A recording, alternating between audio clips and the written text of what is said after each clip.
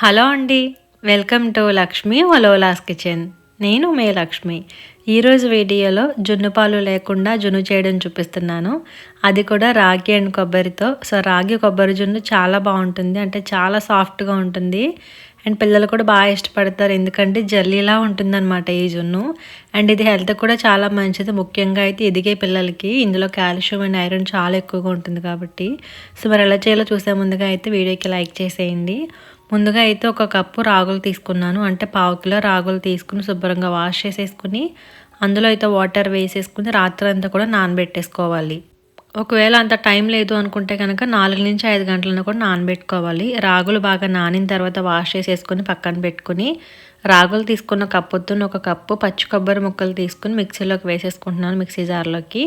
And వేసుకుని దీన్ని అయితే ఈ విధంగా కొబ్బరి తురుములాగా రెడీ చేసుకుని తర్వాత రాగులు కూడా బాగా వాష్ చేసేసుకుని ఈ కొబ్బరిలోకి అయితే వేసేసుకోవాలి. వేసుకుని మళ్ళీ వాటర్ వేసుకుంటూ అయితే దీన్ని బాగా గ్రైండ్ చేసుకోవాలి. ఎంత మెత్తగా వీలైతే అంత మెత్తగా గ్రైండ్ చేసుకుని ఒక బౌల్లోకి స్ట్రైనర్ పెట్టుకుని అందులోకి ఈ మిశ్రమం అంతా కూడా వేసి స్పూన్తో మనం ఈ విధంగా కలుపుకుంటూ ఉంటే అక్కడి నుంచి మనకి రాగి కొబ్బరి పాలు అనేవి కిందకు వచ్చేస్తాయి అన్నమాట.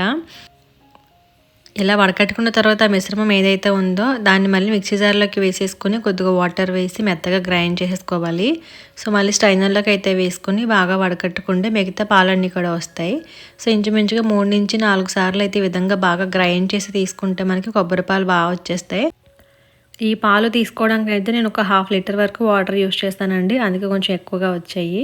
తర్వాత వేరే బౌల్లోకి కొద్దిగా గీ వేసుకుని వేడి చేసుకున్న తర్వాత కట్ చేసుకున్న బాదం వేసుకుని ముందుగా వేయించేసుకోవాలి. తర్వాత జీడిపప్పు కూడా వేసుకుని రెండు అయితే కలుపుకొని బాగా దోరగా వేయించుకుని పక్కన పెట్టేసుకోవాలి. అండ్ ఇప్పుడైతే ఒక బౌల్లోకి బెల్లం యాడ్ చేసుకోవాలి. ఒక కప్పు రాగులు తీసుకున్నాను కదా, అలాగే కొబ్బరి కూడా ఒక కప్పు తీసుకున్నాను. అందుకోసం అయితే 2 కప్పుల బెల్లాన్ని బౌల్లోకి వేసుకొని కొద్దిగా వాటర్ వేసి మీడియం ఫ్లేమ్లో ఉంచుకుని బెల్లం అంతా కూడా బాగా కరిగించుకోవాలి. మనకి పాకమేమీ రావక్కర్లేదు, జస్ట్ బెల్లం కరిగితే సరిపోతుంది.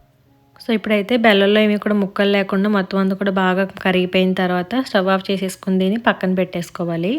అలాగే స్టవ్ పై అయితే వేరే ప్యాన్ పెట్టేసుకుని ఇందులోకి మనం ముందుగా కరిగించి పక్కన పెట్టుకున్నాం కదా బెల్లం, ఆ లిక్విడ్ అంతా కూడా ఒక స్ట్రైనర్తో వేసుకుంటే ఏమైనా నలకలు ఉన్నా కూడా రాకుండా ఉంటాయి అన్నమాట. ఈ విధంగా అయితే వడకట్టేసుకుని హై ఫ్లేమ్లో ఉంచి బెల్లాన్ని మనం మరిగించుకోవాలి. ఒక 2 నిమిషాల పాటు మరిగితే సరిపోతుంది, ఎందుకంటే పాకం ఏమీ రావక్కర్లేదు కాబట్టి.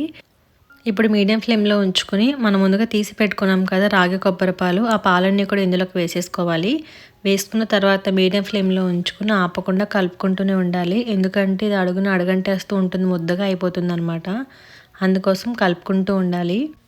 అండ్ ఫ్లేమ్ని కూడా మీడియంలోనే ఉంచుకోవాలి. ఆపకుండా కలుపుకుంటూ ఉంటే ఒక 2 నిమిషాలకి కొంచెం ముద్దగా అవుతుంది. ఇక్కడ చూపిస్తున్నాను చూడండి. ఇలా మన స్పాచులాతో కానీ లేదంటే విస్కర్తో కానీ కలుపుకుంటే నీట్గా మనకి ఉండలు లేకుండా ఉంటుంది. అలాగే కొంచెం దగ్గర పడిన తర్వాత ఒక 1/2 టీ స్పూన్ ఇలాచీ పొడి వేసుకుని అంతా కూడా బాగా కలుపుకోవాలి. ఇంకో 2 నిమిషాలకి ఇంకాస్త ముద్దగా అవుతుంది అండ్ ఉడకడం కూడా స్టార్ట్ అవుతుంది. అప్పుడు మనం ముందుగా వేయించుకున్న బాదం జీడిపప్పు ఉన్నాయి కదా, అండ్ నెయ్యితో పాటు వేసేసుకోవాలన్నమాట. వేసుకుని మొత్తం అంతా కూడా బాగా కలుపుకుంటే ఇంకాస్త దగ్గర కూడా అవుతుందన్నమాట. ఈ విధంగా దగ్గర పడిన తర్వాత స్టవ్ ఆఫ్ చేసేసుకుని ముందుగానే ఒక బౌల్కి గీ అప్లై చేసి బటర్ పేపర్ వేసి ఉంచుకున్నాను. బటర్ పేపర్ లేకపోయినా కూడా పర్వాలేదు, గీ అప్లై చేసుకుంటే సరిపోతుంది. అందులోకి మనం రెడీ చేసుకున్న రాగి కొబ్బరి జున్ను ఉంది కదా, అది మొత్తం కూడా యాడ్ చేసేసుకోవాలి. అంటే ఇంకా జున్నులాగా రెడీ అవ్వదు. మొత్తం అంతా కూడా వేసేసుకుని పైనుంచి మనం ఈవెన్గా కూడా సెట్ చేసేసుకోవాలి అంతా కూడా. ఇలా సెట్ చేసి పెట్టుకుంటూ ఒక అరగంట పాటు పక్కన పెట్టేసుకోవాలి. అప్పుడు పూర్తిగా చల్లారుతుంది అనమాట.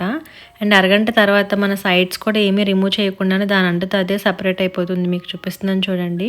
ఇప్పుడైతే దీన్ని తీసుకోవడం కోసం పైన ఒక ప్లేట్ పెట్టేసుకుని బౌల్లో రివర్స్ చేసుకుంటే ఎక్కడ కూడా అంటుకోకుండా నీట్గా వచ్చేస్తుంది. అండ్ చూడడానికి తినడానికి కూడా చాలా బాగుంటుందన్నమాట. నిజంగా జున్నులానే ఉంటుంది అండ్ జెల్లీలో ఉండి పిల్లలు కూడా బాగా ఇష్టపడతారు. హెల్త్ కూడా చాలా మంచిది. మరి చూసారు కదా, హెల్తీగా ఉండేటువంటి రాగి కొబ్బరి జున్ను ఎలా తయారు చేయాలో. మీరు కూడా ట్రై చేసి ఎలా వచ్చిందో కామెంట్ చేయండి.